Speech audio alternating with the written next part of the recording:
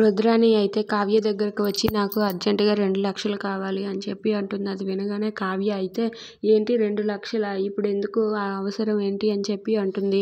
అది వినగానే ధాన్యలక్ష్మి అయితే అవన్నీ నీకు అనవసరం కావ్య, మాకు ఎంత కావాలంటే అంత ఇవ్వాలి. ఎందుకంటే మేము ఈ ఇంటి కోడలు కూతుర్లమే, మా ఇష్టం అది, మాకు నచ్చినట్టుగా మేము ఖర్చు పెట్టుకుంటాం, అడగడానికి నీకు హక్కు లేదు అని చెప్పి అంటుంది. అది వినగానే కావ్య మౌనంగా ఉంటుంది. ఇంతలో ఆఫీసులో రాజు దగ్గరికి బ్యాంక్ వాళ్ళు వచ్చి ఇలా అంటూ ఉంటారు, మీ తాతయ్య గారు వాళ్ళ ఫ్రెండ్ని నమ్మి కొన్ని కోట్లల్లో వేరే కంపెనీకి ష్యూరిటీ ఇచ్చారు. ఇప్పుడు మీ తాతయ్య గారు కోమలో ఉన్నారని తెలిసి అతను తప్పుకొని బ్యాంకుకి కట్టవలసిన బిల్లులు టైంకి కట్టడం లేదు. ఇప్పుడు మీరు ఒకటి చెప్పండి, మీరే ఆ బిల్లులు కట్టేస్తారా, లేదంటే మీ ఆస్తిపై మమ్మల్ని జప్తు చేయమంటారా అని చెప్పి అడుగుతూ ఉంటారు. అది వినగానే రాజు అయితే ఒక్కసారిగా షాక్ అయిపోతాడు.